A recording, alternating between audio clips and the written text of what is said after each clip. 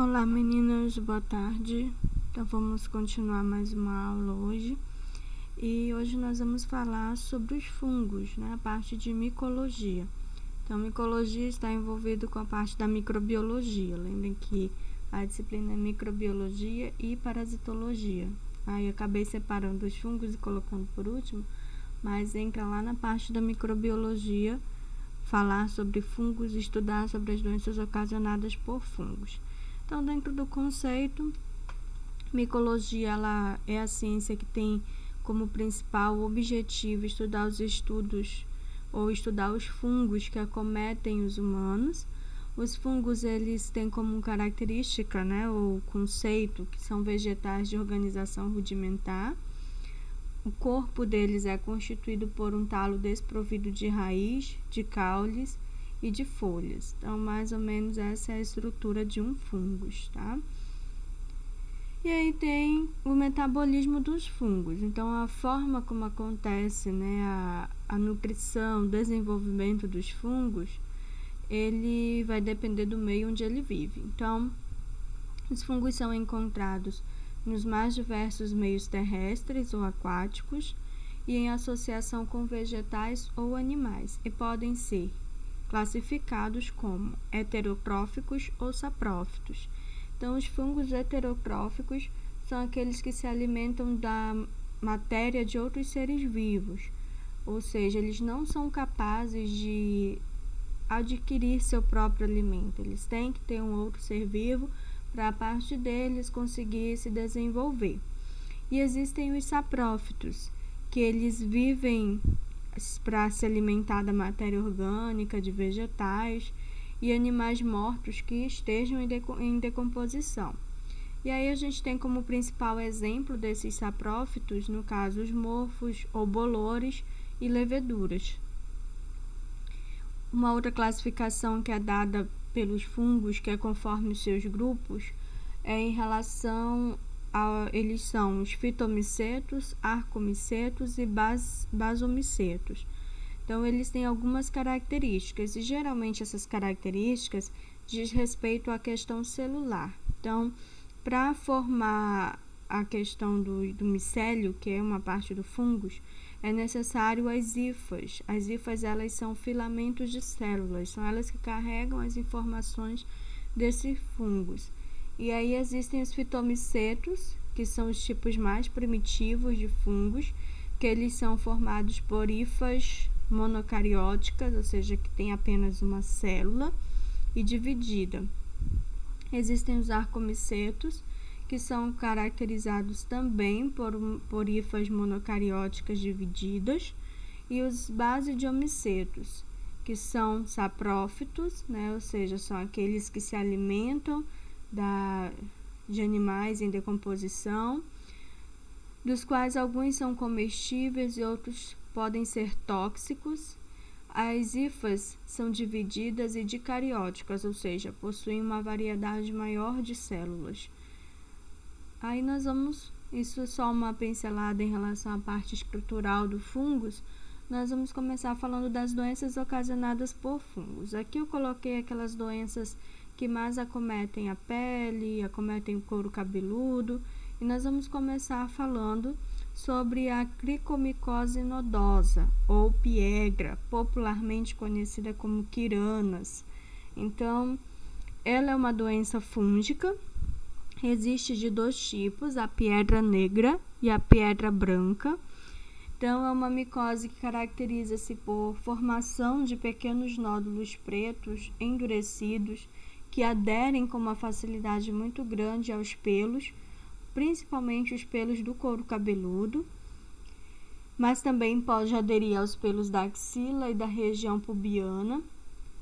O agente etiológico da piedra negra é a piedra hortae, que a gente tem vários fios de cabelo acometidos por esse fungos. Já a piedra branca, ela até dependendo da cor do cabelo, é até mais fácil de identificar quando o cabelo ele é escuro, diferente da piedra negra, que às vezes nem sempre vai ser tão fácil identificar quando essa pessoa tem o cabelo escuro. Então, na piedra branca, ela se caracteriza da mesma maneira, por nódulos. A diferença é que esses nódulos eles são brancos, um pouco amarelados e até mais macios do que a pedra negra, e aderem aos pelos do couro cabeludo, axilas e também na região pubiana. Vai mudar também em relação ao tipo de fungos, que no caso da pedra branca, o tipo de fungos que faz, né, com que essa característica aconteça é o Trichosporum beigeli. Então, a transmissão é ainda desconhecida, tá? Mas acredita-se, né, ao observar, conforme várias pesquisas, que a aquisição da pedra, principalmente a branca, não está relacionada a falta de higiene ou nem um baixo padrão social. E também não é por transmissão sexual. Então, em relação, ou seja, a pessoa às vezes tem alguns hábitos que podem facilitar com que ela acabe adquirindo a pedra branca. E aí vai algumas situações que podem facilitar, não somente para a pedra preta, como para a branca também. Então, alguns autores atribuem o aparecimento da pedra ao uso de certos óleos, né, algumas substâncias cosméticas, por parte principalmente de mulheres em regiões endêmicas, que geralmente as regiões mais endêmicas é Bolívia, Paraguai. Nós notamos também, em caso da região norte, alguns interiores, algumas regiões mais afastadas, por conta da água. Simons relaciona o aparecimento das pedras pretas com banho nos rios das regiões endêmicas, particularmente no rio Suriname, onde melhor observou, e ele mesmo acabou se infectando com esse tipo de pedra. Esse homem é um pesquisador em relação a esse fungos. Sabe-se também que a pedra negra é transmissível, pelo menos entre crianças. A branca, algumas pessoas relacionam o aparecimento da pedra branca a manter os cabelos muito tempo abafados, sem secar corretamente, é o que pode às vezes estar facilitando a aquisição desse fungos, mas não é via de regra e não tem um conhecimento tão palpável em relação à forma que se adquire essa doença fúngica. Principais características clínicas que a pessoa ela pode apresentar, ela apresenta nódulos moles de coloração variada, do branco ao castanho claro, de diversas formas e tamanhos. No caso, quanto a sintomas, a pessoa ela não tem nenhum, é apenas o sinal mesmo, que é essa alteração no fio de cabelo, comprometendo a haste dos pelos e das áreas genitais, das axilas, barba e bigode.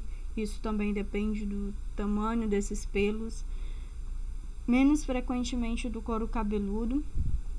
Vocês irão notar que geralmente a pessoa que tem pedra, não, esse fungos, ele não adere ao couro cabeludo. Raramente isso vai acontecer. Geralmente ele fica mais nos prolongamentos do fio mesmo, podendo acometer também cílios e sobrancelhas.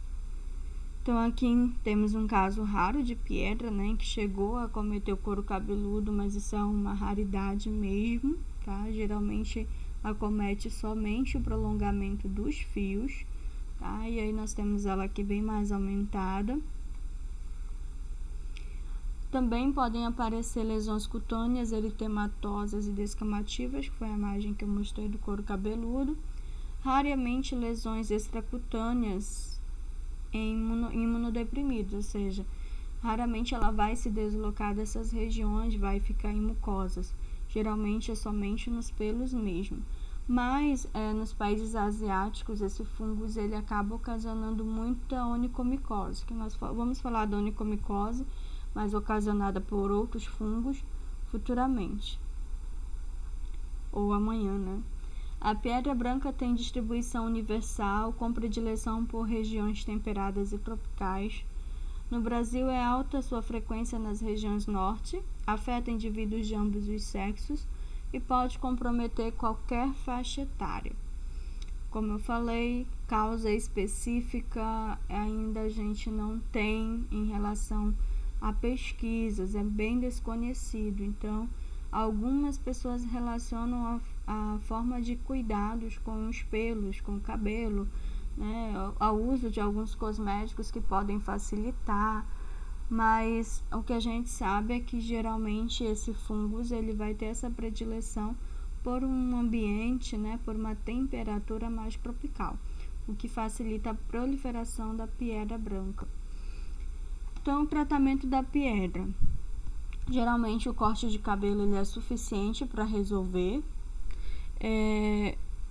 Em alguns casos utiliza-se o bicloreto, um medicamento que é utilizado para o tratamento em casos de infestação, ao procurar o dermatologista. Formol a 2%, é importante sempre ter uma prescrição médica. Eles também podem dar bons resultados. Isso é o que pode, a utilização desses medicamentos pode interferir a não necessidade de cortar o cabelo. Também alguns antifúngicos tópicos sob forma de shampoo podem ser utilizados e prescritos. E o itraconazol via oral em casos extracutâneos, né, que é muito raro, mas que se acontecer fora da pele, fora dos fios de cabelo, aí pode ser prescrito o itraconazol. Uma outra doença ocasionada por fungos é a candidíase. Então, a candidíase, ela é uma infecção que ela pode acometer qualquer parte do corpo, tanto homens como mulheres. Geralmente apresenta-se, né, a pessoa ela pode apresentar diferentes sintomas, pode acometer regiões inguinal, perianal, períneo. Então, apesar de não ser considerada uma doença sexualmente transmissível, mas ela pode ser transmitida através da relação sexual. Ela é mais famosa por afetar os órgãos genitais femininos do que o masculino, justamente pela proliferação do fungos da mucosa nessa região, mas também pode aparecer em outras regiões do corpo, como pele, unhas, garganta, boca e até mesmo na circulação sanguínea. Então, o principal agente etiológico da candidíase é a Candida albicans. Existem várias espécies de cândida, mas a que acomete ou geralmente ocasiona esse processo infeccioso é a Candida albicans, em cerca de 80 a 90% dos casos. Então, esse fungos é importante lembrar que ele já faz parte da microbiota normal, principalmente na mulher, nos órgãos genitais femininos, e ela vive em equilíbrio. Quando o pH ele não é modificado, quando o sistema imunológico está bem funcionante, então esse fungos ele vive em equilíbrio com essa flora vaginal da mulher. Geralmente não vai ocasionar doenças, só quando há uma proliferação, uma multiplicação excessiva desse fungos. Áreas quentes e úmidas são mais propícias para o fungos se propagar, e o desequilíbrio da concentração desse fungos pode aparecer com mais facilidade em adultos ou crianças que possuem o sistema imunológico debilitado, ou por conta do HIV, ou por conta de câncer, né? E por outras situações que podem debilitar o sistema imunológico, podem facilitar a candidíase. E nós vamos falar dos tipos. Existe a candidíase vaginal, é a forma mais comum de candidíase, justamente por conta desse fungos nessa região. Geralmente vai acometer mulheres que estejam com o sistema imunológico mais fraco ou a flora vaginal desequilibrada. A gestação também pode facilitar isso. Doenças imunológicas, doenças que afetam o sistema imune, como é o caso do HIV, né? Alterações até mesmo do pH dessa região vaginal, que vai desequilibrar as defesas dessa mulher nessa região, também podem facilitar a proliferação da Candida albicans. Então, os sinais e sintomas, geralmente a mulher com candidíase, ela vai apresentar um corrimento esbranquiçado, parecido com queijo contágio, que é o que geralmente as pessoas relacionam, coceira na região, não prurido na região vaginal, na vagina, na vulva, dor e vermelhidão na área vaginal também, são alguns dos sintomas que essa mulher vai apresentar. Quanto A candidíase peniana, ela não é tão comum como a candidíase vaginal. A vulnerabilidade no organismo por problemas de saúde primordial no homem é o que pode facilitar com que ele acabe desenvolvendo a candidíase peniana. Algumas das doenças que podem ocasionar essa facilidade são diabetes, uma higiene precária, são os fatores mais comuns para ocorrer ou para facilitar a aquisição da candidíase. Sinais e sintomas. Então, ele vai ter bastante prurido, ardência e inchaço na glande do pênis, relações sexuais dolorosas, ardência a urinar, feridas. Essas feridas geralmente apresentam características como se fossem rachaduras na pele do pênis, corrimento branco e odor forte.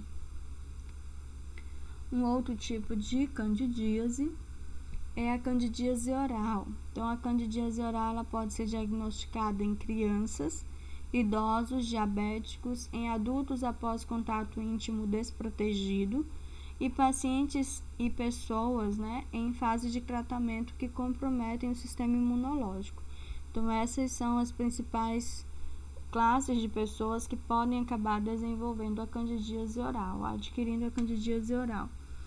Então, os principais sinais e sintomas que a pessoa vai ter: vermelhidão, ardência e desconforto na cavidade oral, dor e dificuldade para engolir, para deglutir, manchas brancas dentro da boca e na língua, rachaduras no canto da boca também podem ser outras alterações apresentadas por essa pessoa. Em casos em que haja uma proliferação bem grande, que é chamado até de grave, existe também, às vezes até vindo da cavidade oral e entrando para a parte do esôfago, é a proliferação dessa candidíase para o esôfago. Lembrem que o esôfago é o tubo, que conduz o alimento até o estômago. Então, estando a candidíase na cavidade oral, não sendo tratada de forma imediata, pode facilitar com que esse fungus acabe se proliferando para a parte esofágica também. É o mais raro tipo em relação aos tipos de fungos e predominam-se com maior frequência nas pessoas que são portadoras do HIV, E claro, a candidíase acaba sendo uma doença oportunista e também isso pode acometer os pacientes com câncer, porque os medicamentos que eles tomam acabam debilitando bastante o sistema imune também, que pode, caso ele tenha contato com esse fungus, ou facilitar a proliferação desse fungus, fazer com que ele chegue até o esôfago. Os principais sintomas, a pessoa também ela vai sentir dor ao deglutir, dores na região do tórax, o peito, até por conta de que o esôfago ele estende-se por essa região, é o prolongamento, e se dependendo da região onde está acontecendo essa infecção, ele vai sentir desconforto quando o alimento passar. Náusea e vômito também podem ser comum, dor abdominal e perda de apetite são alguns dos sintomas. Às vezes nem a perda de apetite, é pelo desconforto que a pessoa sente toda vez que ela se alimenta, então acaba tendo essas alterações. Um outro tipo de candidíase é a candidíase na pele. Então, intertrigo candidiásico também pode ser chamado por esse nome. Então, ocorre pelo atrito entre as peles, criando assim umas pequenas lesões que surge um ambiente propício para a proliferação de bactérias e fungos, principalmente da candidíase.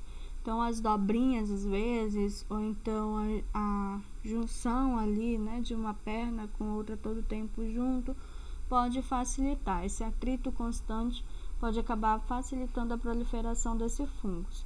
Geralmente, as partes do corpo que estão mais vulneráveis a essa doença são dobras, como axilas, região inguinal, que é a virilha, nádegas, barriga, sob as mamas, pescoço, entre os dedos das mãos e dos pés e parte interna das coxas. São os locais onde geralmente pode acontecer a proliferação. Então, os sinais e sintomas que nós observamos: vermelhidão, prurido, A sensação de queimação nessa região das dobras. Pode acontecer também o escurecimento da pele nessas regiões, com formação de erosão e crostas, isso até às vezes quando já está chegando a um nível de cicatrização. Com o passar do tempo pode acontecer a descamação também, durante o tratamento ou antes, o que vai facilitar lesões se essa descamação acontecer antes do tratamento. Saída de líquidos dessas lesões, principalmente se mesmo assim continuar em atrito. Agora, o tipo de candidíase considerada mais grave é a candidíase sistêmica ou invasiva.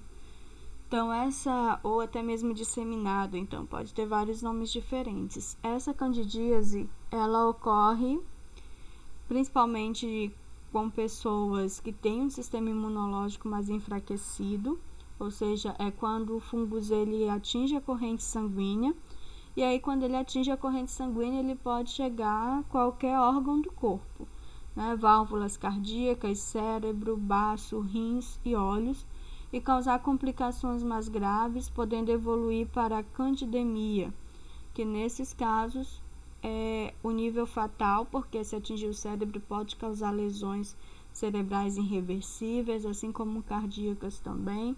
Então, é um nível bem mais grave, é um tipo mais grave de candidíase e acontece a partir do momento que ela chega na circulação sanguínea. Então, chegando na circulação sanguínea, ela vai deixar esse corpo debilitado, o que pode evoluir para a chamada septicemia, uma infecção generalizada ocasionada pelo fungus cândida. Sinais e sintomas: no caso da sistêmica, a pessoa ela vai ter febre, emissão de urina turva, dor de cabeça, vômito e articulações, dor nas articulações por conta de que elas podem se mostrar inflamadas também. Então, o tratamento da candidíase, ele vai ser feito geralmente local, com medicamentos de uso tópico, no caso a utilização de pomadas, gel, em creme, depende da forma como o médico fizer a prescrição. Nas situações mais difíceis, denominamos como candidíase recorrente, aí a pessoa ela vai ter que, conforme orientação médica, adotar mudanças tanto na terapia medicamentosa quanto no próprio estilo de vida que ela tem, que às vezes a falta de higiene, contato sexual com múltiplos parceiros, tudo isso pode facilitar a proliferação do fungus e, claro, com uma avaliação do sistema imunológico dessa pessoa também. Então, os antifúngicos orais presentes no mercado, geralmente eles serão contraindicados para tratamento de gestantes. Aí, nesses casos, o ideal é que essa pessoa, se ela estiver numa fase de gestação, que ela faça uso de pomadas, né? Ou seja, o tratamento ele seja de uso tópico no local. Na candidíase invasiva, né? Ou seja, sistêmica, o tratamento ele deve ser feito a nível hospitalar, com suspensão de medicamentos imunossupressores, e aí começa a administração de medicamentos mais fortes, antifúngicos, que são utilizados para tratar esse tipo de infecção. As formas de prevenção. Então, a maioria dos casos de candidíase, incluindo a candidíase vaginal, pode ser evitada mantendo a pele limpa e seca, utilizando antimicóticos sob orientação médica e seguindo um estilo de vida saudável, incluindo uma alimentação que possa fortalecer esse sistema imunológico. Pessoas diabéticas devem manter o nível de glicose sempre controlado, porque se ele não tiver, vai facilitar a proliferação do fungus. Se a pessoa ela é portadora do vírus do HIV ou outra doença que favoreça esses episódios da proliferação da candidíase, aí é importante ter um acompanhamento médico e fazer uso contínuo dos antifúngicos, que no caso poderão minimizar essas crises. Na mulher, o que pode facilitar com que ela evite essa proliferação, é importante usar sempre calcinhas com um tecido mais leve, de algodão, né, que ele não cause tanto as calças jeans serem evitadas, porque quanto mais abafado tiver, maior a proliferação do fungus. Então, é o que evito. Se fazer a higienização correta das peças íntimas, de preferência, a higienização das peças íntimas devem não ser realizadas com sabão em pó, devem ser utilizadas com substâncias mais neutras, né? Sabão neutro, passadas, secadas ao sol e passadas posteriormente, são as melhores maneiras de prevenir uma proliferação da candidíase nos órgãos genitais femininos. E masculino também, tendo os cuidados com a peça íntima. Ok, meninas? Então hoje nós finalizamos essa parte e amanhã nós continuamos falando das doenças fúngicas.